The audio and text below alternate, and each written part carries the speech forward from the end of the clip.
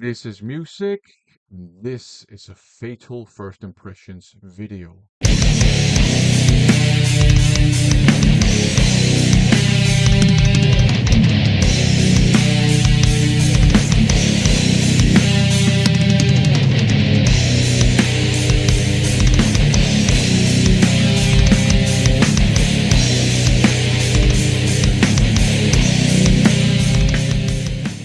Welcome to another First Impressions video. In these videos, I share with you my first impressions of the many blind buys I've picked up lately.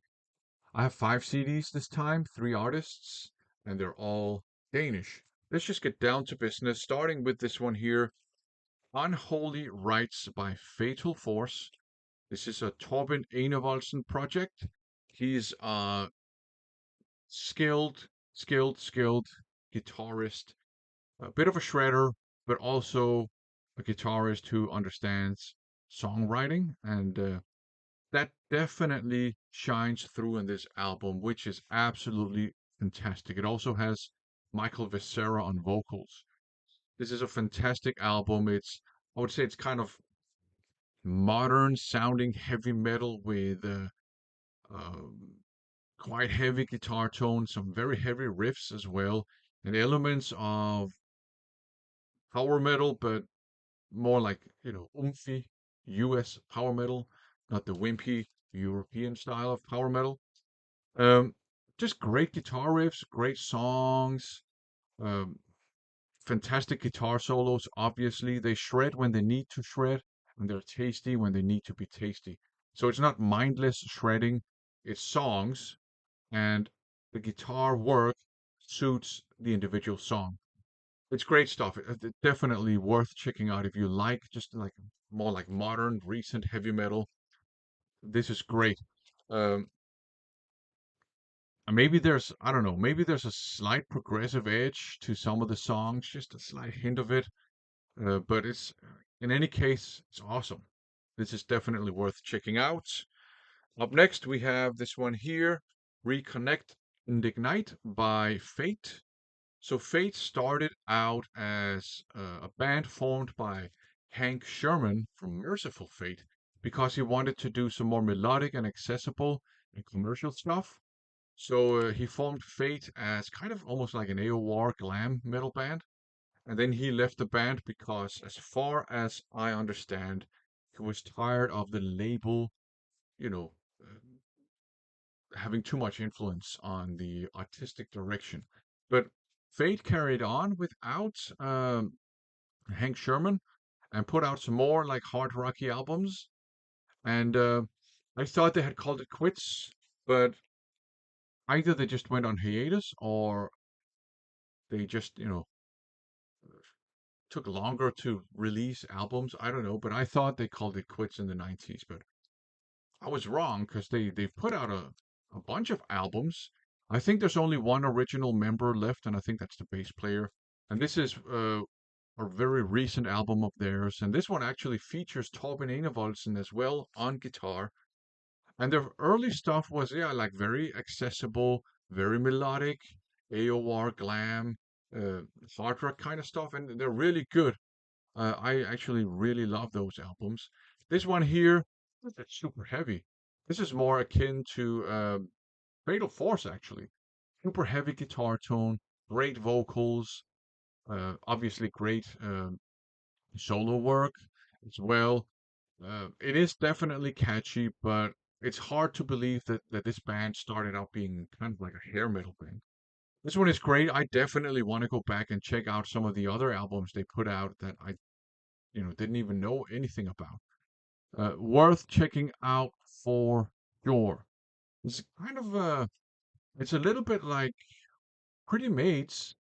They put out some melodic albums that in the 80s, and then I kind of got away from Pretty Mates, and I found out, oh, they still put out albums, and I picked up an album that I don't remember which one, but it sounded really heavy. Kind of the same experience with this one. So excellent stuff. And the next three CDs are by the same band, and we're talking Prime Time. So this is The Unknown. Uh, Obi Strip. So this band was, I think they were kind of big in Asia and Japan. Nobody knew about them in their home country of Denmark, I think. Um, and this was kind of the next evolution of a band called Narita. So this is a mix of hard rock and heavy metal and progressive metal to some extent and some power metal. It's really good actually. This one has Andre Andresen from Royal Hunt on keyboards. This is the only one he plays on, as far as I remember. But this is absolutely great stuff. I expected this to be more like um, maybe kind of like AOR stuff with some progressive elements, and there is AOR in here, but it's much heavier than I expected. Uh, and just you have excellent vocals on here. The songs are great. They're melodic, but kind of heavy. They rock, but they're also kind of sophisticated. Um, Great vocal melodies, just awesome guitar work as well. Uh, and yeah, just fantastic stuff. Definitely progressively leaning, but not as progressive as I thought it would be. But still, I think the progressive label fits in there somewhere. But this is absolutely awesome stuff. If you like progressive rock, sort of more hard hitting style of progressive rock, if you like melodic hard rock, if you like music that is somewhere in between heavy metal and power metal, this is definitely worth checking out. This is a gem. This is fantastic. The next one is also fantastic, also prime time, and this one is called The Miracle. So it's not like a cover album of the Queen album. Also an OP strip here. Uh, Very similar style to The Unknown. Um, maybe maybe there's a little bit more AOR in this one, but other than that, it's very similar in style. So that means that this is also fantastic. This one also leans more into the progressive side of things, but also excellent stuff. It's melodic, tasty, heavy when it needs to be, sophisticated, but also straightforward in places. And again, just absolutely amazing vocals. If you like stuff like Royal Hunt or Anubis Gate, um, maybe even Queensryche, uh, and if you like Lars-Erik Mattsson, I think Primetime, they're definitely worth checking out. It's absolutely fantastic stuff. And the last album, also Primetime album, is this one here, Free the Dream. And this is very different in style, very different. Uh, Gone is power metal. Gone are the heavy metal elements. This is an AOR album, if anything, with some hard rock. But this is an AOR album. It's very melodic, uh, and thus very accessible. There are some really good songs on here, but it's the one I gravitate towards the least out of the three albums. But there are some great songs on here and some great guitar work, but it's just much, much more melodic and it's much more of an AOR rock album than a metal hard rock leaning album. That's for sure.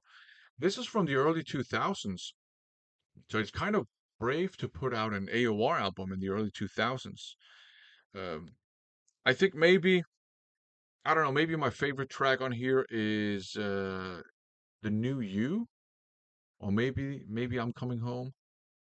I think it's "The New You," uh, but it's a really good album. It's just more of a rock album, melodic rock album. But the two first Primetime albums definitely worth checking out.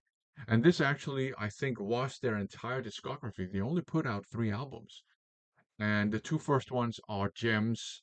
And the third one is, I guess, a gem in the way that it's an AOR album from the early 2000s. In any case, I liked all five albums. As always, check them out on your own, see if you like them. Thanks for watching.